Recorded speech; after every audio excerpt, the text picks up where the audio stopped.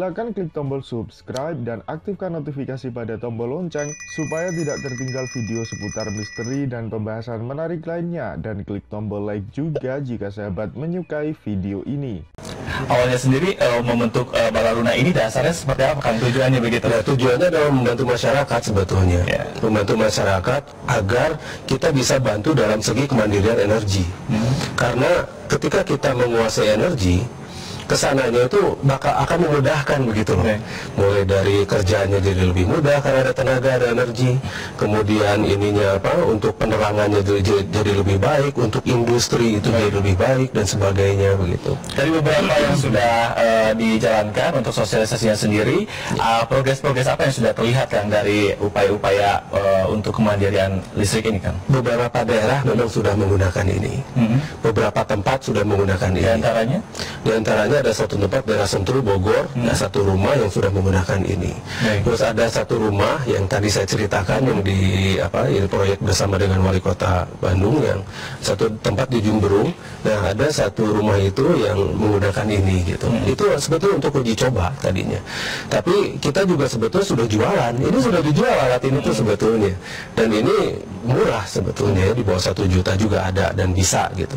Dan nanti untuk pedagang-pedagang kaki lima, nanti mereka juga ini solusinya. Solusi. Jadi mereka bisa gerobak dorong, itu ada lampunya tuh dari ini bisa gitu loh. Dan ini betul-betul irit. Jadi mereka tidak perlu nyolok kemana-mana lagi gitu loh, tidak perlu nyuri listrik dan sebagainya. Ini untuk optimismenya sendiri, keberlanjutan dari alat-alat ini mungkin diperlukan dari masyarakatnya sendiri. Seperti apa nih karakter-karakter yang harus dibutuhkan dari masyarakat yang harus diketahui begitu? Iya begini, kita harus tahu juga begini ya, kalau ada masyarakat yang memang mereka ingin tetap ya seperti Baduy Dalam dan sebagainya, mereka menolak seperti ini kan, kita tidak bisa memaksakan. Teknologi seperti itu tidak bisa dipaksakan pada daerah-daerah memang mereka sudah menolak kayak gini.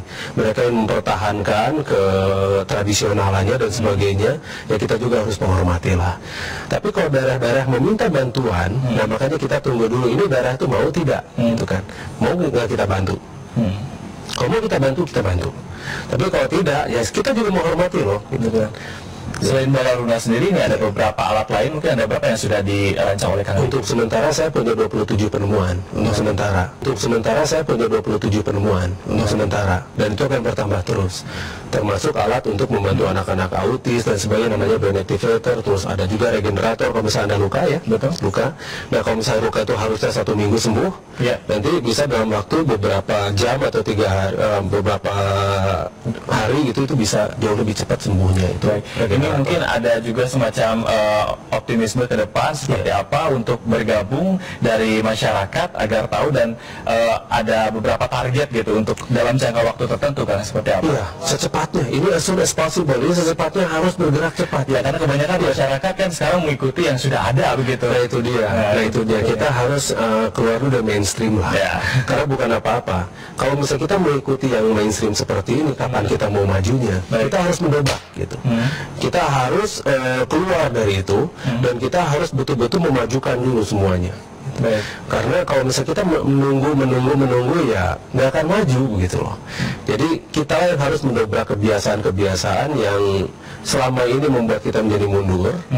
Nah sekaranglah waktunya kita bergerak, sekaranglah waktunya kita action, sekaranglah kita berbuat karya nyata, dan sekarang pula kita harus merubah nasib kita. Karena Sang Maha Pencipta itu tidak merubah nasib suatu kaum kalau dia tidak berusaha, begitu kan ya. Makanya kita usaha. Kemudian ini ada beberapa alat yang disajikan di sini. Apakah ada hal-hal serupa dari alat-alat yang lain yang kegunaannya juga sama gitu untuk tujuan kemandirian listrik gitu? Mungkin banyak yang serupa, cuma sumber energinya banyak yang berbeda. Ya, satu contoh ini menggunakan thorium. Satu contoh kita menggunakan akselerator yang lain pakai air dan sebagainya. Satu contoh lagi, misalnya ada yang menggunakan solar panel, tapi solar panel itu efektivitasnya dari 15% sampai 18%. Kita bisa buat solar panel itu menjadi 78 sampai 78%. Nah, itu teknologi yang kita modifikasi. Ya, baik. Untuk kerangka kerjanya sendiri dalam pengaplikasian ke beberapa daerah, ada batasan-batasan tersendiri nggak kan untuk karakternya dari setiap daerah begitu? Ya, tergantung daerahnya juga sih ya. Kalau misalnya untuk daerah gunung, mungkin kita akan menempatkan yang seperti bagaimana, gitu kan. Kemudian untuk daerah yang laut, nah dari laut sendiri itu, air laut sendiri itu adalah listrik. Baik.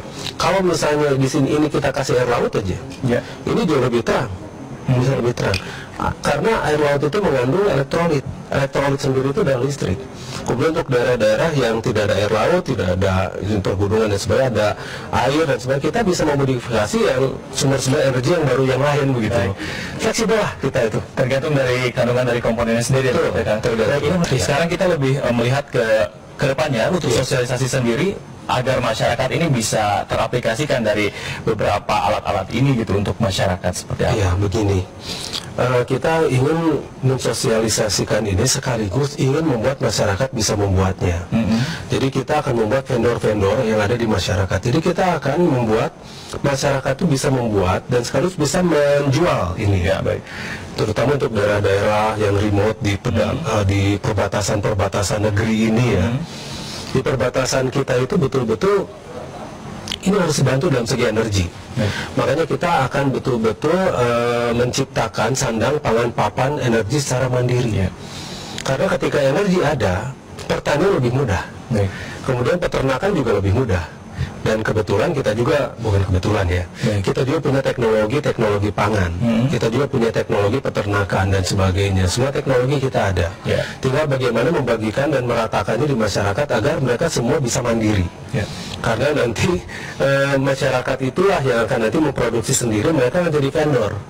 Jadi masyarakat di kita itu semua akan memiliki pekerjaan. Ini yang sekarang sedang kita lakukan, terus kita lakukan. Dan kemudian soal thorium sendiri kan, ini kan baterai thorium pertama di dunia. Nah, kita selama ini diberitakan bahwa thorium itu mengandung radiasi dan sebagainya. Ini ternyata tidak mengandung radiasi dan kita bisa membuktikan thorium itu aman.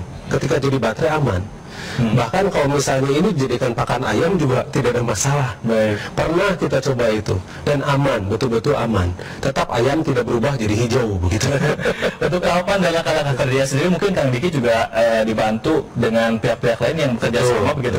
Iya. Seperti apa? Memang begini, kita punya tim memang. Kita punya tim untuk menyebarkan ini semua.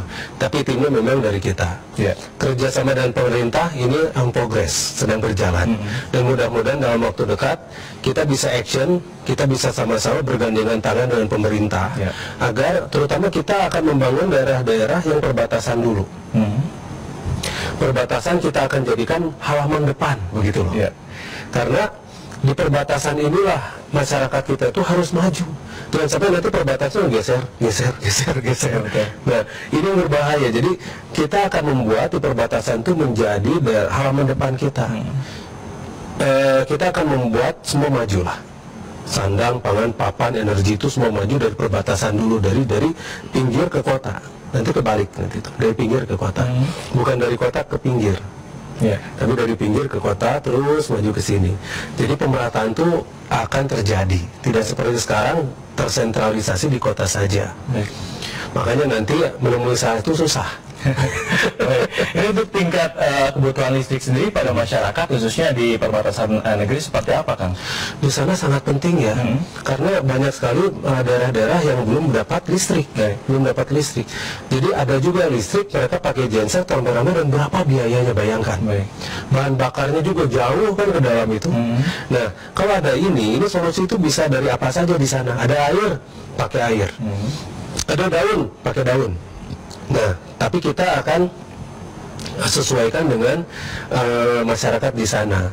Kita juga tidak bisa langsung langgar begitu saja. Di sana juga ada adatnya, ada istiadatnya. Untuk masyarakat sendiri ini untuk belajarnya seperti apa, Kang? Mungkin bisa diinfokan untuk kursusnya sendiri mungkin akan ada semacam melatih seperti itu untuk pembuatan alat-alatnya. Ya, contohnya saya sudah bikin kursus untuk membuat bahan bakar dari air. 3 cara mudah membuat bahan bakar dari air. Itu pernah saya kursuskan dan itu akan terus saya ajarkan ke masyarakat bagaimana cara memecahkan molekular air sehingga bisa menjadi bahan bakar. Ini bukan pengirit bahan bakar ya, tapi pengganti. Nah, nanti biar masyarakat juga bisa memasak pakai air dan sebagainya. Kalau misal waktunya panjang bisa saya demokan di sini. Di Jawa Barat sendiri, perbatasan Jawa Barat seperti apakah? Sudah ada untuk inovasinya sendiri dari Kementerian Listrik ini? Silakan disampaikan dengan himbauan juga kepada masyarakat agar lebih teredukasi, kan? Iya, begini. Untuk masyarakat di Jawa Barat, yang saya ketahui juga itu ada beberapa daerah yang memang belum listrik masuk. Nah, disinilah kita sekarang ingin membantu, sekaligus ingin mengajak pada masyarakat semua agar mari kita sama-sama membangun daerahnya dengan kemandirian energi. Setelah kita bisa memandirikan energi, kita akan membangun lagi dengan kemandirian pertanian, kemandirian peternakan, sandang pangan papan energi secara mandiri. Nah, di sanalah kedaulatan rakyat itu dan keadilan sosial bagi seluruh rakyat Indonesia bisa tercapai.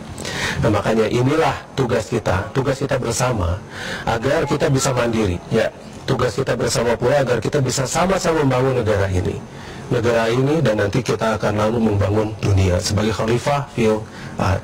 Silakan klik tombol subscribe dan aktifkan notifikasi pada tombol lonceng supaya tidak tertinggal video seputar misteri dan pembahasan menarik lainnya, dan klik tombol like juga jika sahabat menyukai video ini.